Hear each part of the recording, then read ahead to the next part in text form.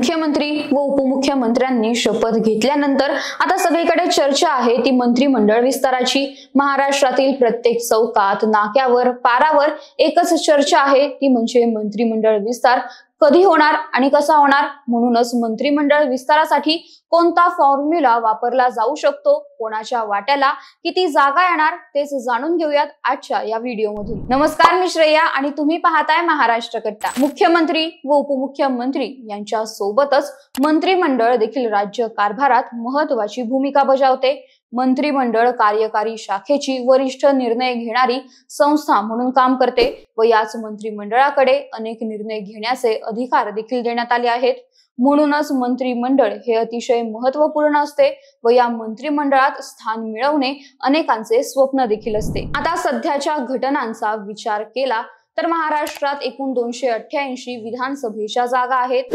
त्याप्रमाणे मंत्रिमंडळाच्या नियमांनुसार महाराष्ट्रात जास्तीत जास्त 43 मंत्री असू शकतात।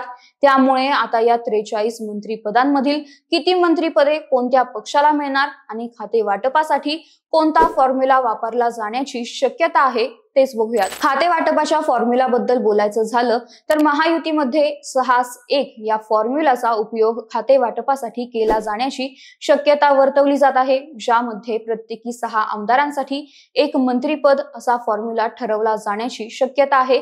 या फॉर्म्युलानुसार जर आपण पाहायचं झालं तर 132 जागा जिंकलेल्या भाजपला 21 ते 22 मंत्रिपदे, 57 जागा जिंकलेल्या शिवसेना शिंदे गटाला 10 ते 12 मंत्रिपदे व 41 जागा जिंकलेल्या अजित पवारांच्या राष्ट्रवादीला 9 ते 10 मंत्रिपदे मिळण्याची शक्यता वर्तवली जात आहे। एकूणच पाहायचं झालं तर भाजपला 21 ते 22 मंत्रिपदे, शिंदेच्या शिवसेनेला 10 ते 12 मंत्रिपदे व अजित पवार यांच्या राष्ट्रवादीला 7 ते 8 मंत्रिपदे मिळण्याची शक्यता वर्तवली जात आहे। मात्र राष्ट्रवादी अजित पवार गटाने त्यांच्या या निवडणुकीतील स्ट्राइक रेटच्या जोरावर 9 ते 10 मंत्रिपदांची मागणी केली असल्याच्या चर्चा आहेत।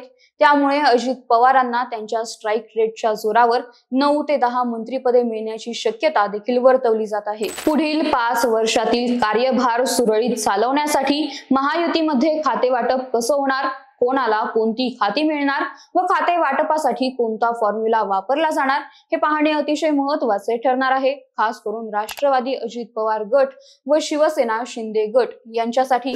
त्यासोबतच यंदा मंत्रिपदासाठी महायुतीच्या 3ही प्रमुख मित्र पक्षांकडून अनेक जण इच्छुक आहेत। त्यामुळे प्रत्येकाचा विचार करून व खाते वाटपादरम्यान होणारी नाराजी नाट्ये टाळत खाते वाटप करण्याचं मोठं आव्हान महायुती समोर असणार आहे। तर मंत्रिमंडळासोबतच कोणाला कुठल्या जिल्ह्याचे पालकमंत्रीपद मिळणार हे पाहणं देखील तितकंच महत्त्वाचं ठरणार आहे। अजूनही खाते वाटपासाठी कोणता फॉर्म्युला वापरला जाणार आहे याबद्दल कोणतीही औपचारिक माहिती महायुतीकडून देण्यात आली नाहीये।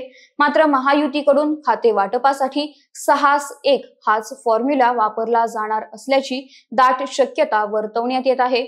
यासोबतच महायुती पूर्ण 43 मंत्रिपदे भरणार का हा देखील एक मोठा प्रश्न असणार आहे। तर याबद्दल तुम्हाला काय वाटतं? महायुतीमध्ये खाते वाटपासाठी कोणता फॉर्म्युला वापरला जाणार? अजितदादांच्या राष्ट्रवादीला जास्तीच्या जागा मिळणार का ते आम्हाला कमेंट करून नक्की सांगा आणि या व्हिडिओला लाईक, शेअर आणि महाराष्ट्र कट्टा या आमच्या YouTube चॅनलला सबस्क्राईब करायला विसरू नका। धन्यवाद।